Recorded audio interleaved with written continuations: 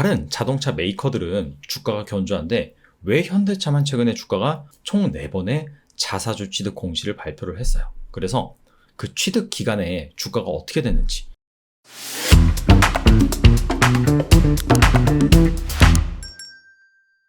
현대차가 전일 장 마감 이후 자사주 취득 공시를 냈습니다.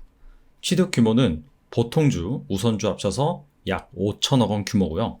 취득 예정 주식은 보통주 기준 213만 주 규모입니다.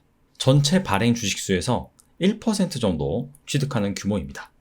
그렇게 많지는 않은데 일단 목적이 주주가치 제고입니다. 최근에 현대차 주가가 너무나 많이 빠지다 보니까 주가 방어에 나서겠다.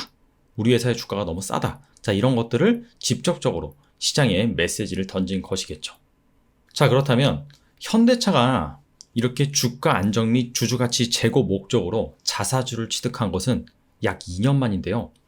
과연 반등에 성공할 수 있을지, 현대차와 함께 저가 매수에 나서도 될런지 이 부분에 대해서 알아보겠습니다.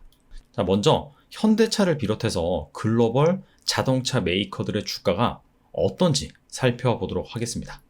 테슬라는 제외를 했어요. 테슬라는 워낙 넘사벽 기업이기 때문이죠. 그래서 먼저 토요타 보시면은 작년 코로나 위기 이후부터는 계속해서 주가가 양호하게 상승하는 모습입니다. 그 다음에 폭스바겐 그룹 같은 경우에는 올해 상반기, 올해 초까지 주가가 바짝 올랐죠. 파워데이를 개최를 하면서 전기차 관련 비전을 제시하고 배터리를 내재화하겠다. 그때예요. 그리고 그 이후부터는 전반적으로 박스권을 형성하고 있습니다. 조정을 받지는 않았어요, 그다지. 다음에는 GM입니다. GM도 보시면은 전반적으로 계속해서 상승하는 모습이죠. 7월 이후에 약간 조정을 받았지만 다시 정고점을 회복을 했습니다. 포드 같은 경우에도 GM과 비슷한 모습입니다. 하지만 포드가 좀 더 많이 오른 것을 알 수가 있습니다. 그런데 글로벌 완성차 메이커와 달리 현대차의 주가는 올해 1월을 고점으로 전반적으로 계속해서 조정을 받고 있죠. 사실 현대차뿐만 아니라 우리나라 시가총액 상위 기업 대부분이 이러한 모습입니다. 그렇다면 다른 자동차 메이커들은 주가가 견조한데 왜 현대차만 최근에 주가가 조정을 받았던 것일까요? 혹시 펀더멘탈에 문제가 생긴 것은 아닐까요? 이 부분을 점검해 봐야겠죠.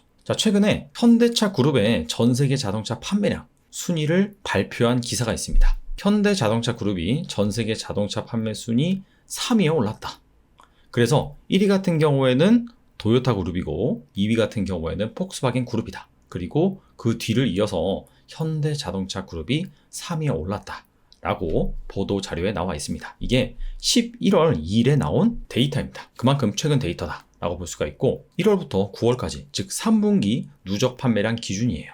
원래 현대기아차가 팬데믹 이전에는 글로벌 자동차 판매량 순위가 잘하면 5위, 약간 좀 밀리면 6위 정도 했던 기업이에요. 근데 이게 2개에서 3단계 정도 올라갔다. 영업을 잘하고 있다 라는 의미겠죠. 그리고 현대차가 최근에 가이던스 조정 공시를 냈습니다. 원래는 2021년 판매 목표가 416만 대였어요. 하지만 가이던스 조정을 통해서 400만 대로 축소됐습니다. 근데 매출 성장률 목표를 보시면 정반대입니다. 원래 한 14%에서 15% 정도 성장할 것으로 예상을 했는데 17%에서 18%로 올려버렸어요. 판매량은 줄어들었는데 매출액은 늘어난다. 무슨 의미냐? 바로 고가의 자동차가 많이 판매가 됐다. 그런 의미겠죠.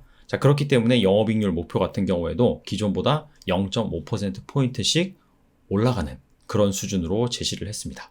아시다시피 반도체 공급난 이슈 때문에 판매량은 전 세계 이 글로벌 자동차 메이커들이 대부분 감소하게 되어 있습니다.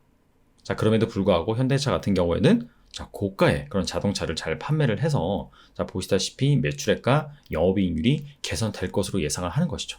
앞서서 기사에서 확인을 했듯이 현대차가 글로벌 판매량 순위가 몇 단계 더 올라갔습니다. 그러한 부분이 이렇게 가이던스 상향 이 부분으로 나타났다라고 볼 수가 있겠죠.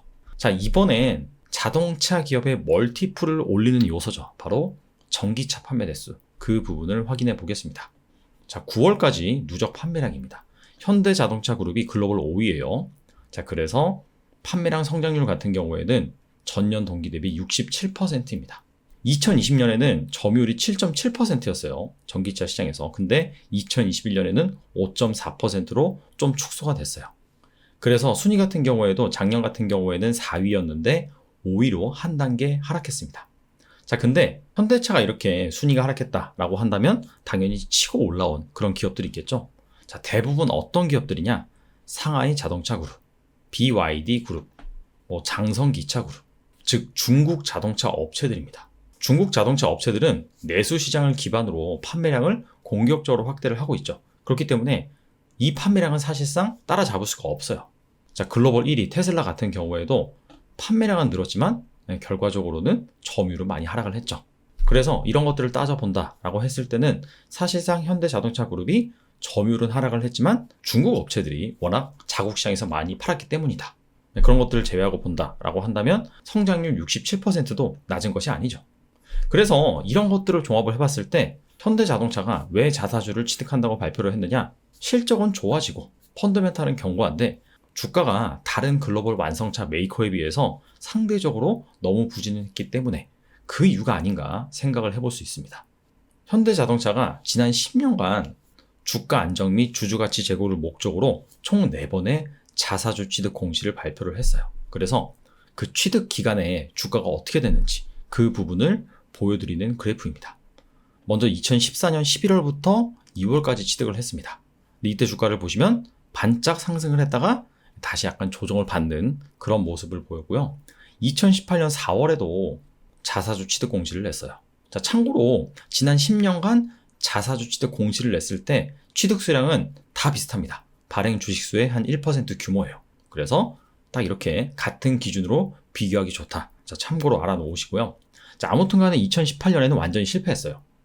자, 4월부터 7월까지 취득을 했는데 자, 취득하자마자 이렇게 주가가 하락을 했습니다. 참 이러기도 힘든데. 자, 그리고 나서 2018년 말부터 2019년 초까지, 그리고 2019년 말부터 2020년 초까지 2번의 자사주 취득 공시를 추가적으로 냅니다. 이때는 다 반등에 성공을 했어요. 한 가지 그래프 더 보여드릴게요. 자, 이거는 바로 현대차의 2013년부터 2019년까지 실적을 보여주는 그래프입니다. 자, 그래서 2013년 당시에 자사주 취득을 공시를 했을 때 이때 현대차의 실적을 보시면 계속해서 감소하는 구간이죠. 사실상 현대차가 2012년 정점을 찍고 그 뒤로부터는 2018년까지 계속해서 실적이 하락을 합니다. 자, 구체적으로 말씀드리면 매출액은 어느 정도 선방을 했지만 영업이익이 계속해서 감소를 했어요.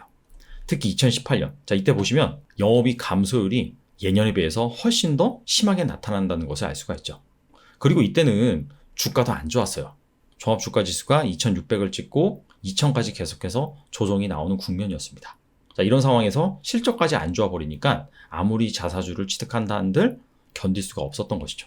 근데 반대로 2019년부터는 정말 7년 만에 현대차의 영업이익이 증가세로 전환을 합니다. 자, 이때는 자사주 취득에 힘입어서 주가가 상승하는 것을 알 수가 있죠.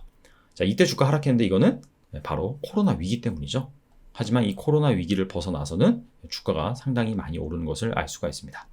그래서 정리를 해보면 현대차가 지난 10년간 자사주를 총 4번 취득을 했습니다. 근데 2번은 성공을 했고, 한 번은 완벽히 실패를 했고, 한 번은 잠깐 반짝 올랐다가 다시 조정을 받았어요. 주가가 오르지 못했을 때 펀드멘탈 상황을 살펴보니까 실적이 계속해서 감소하는 구간이었다. 자사주 취득을 한다라고 해서 무조건 주가가 오르는 것이 아니라 중요한 거는 바로 실적, 펀드멘탈이다. 자, 그렇게 볼 수가 있겠죠. 자, 그런 차원에서 자, 이번에 현대차의 자사주 취득은 기대해 볼 만하다. 왜냐하면은 지금 실적이 글로벌 자동차 메이커들에 비해서 상당히 선방을 하고 있고요. 이에 따라서 가이던스 역시 상향 조정한 상황입니다. 정리를 해보겠습니다. 현대차가 왜 자사주 취득 공시를 2년 만에 냈냐? 아무래도 견조한 실적에도 주가가 상대적으로 다른 글로벌 메이커에 비해서 부진하자 2년 만에 자사주 취득 카드를 꺼내든 것이 아니냐 생각해 볼 수 있는 대목이고요.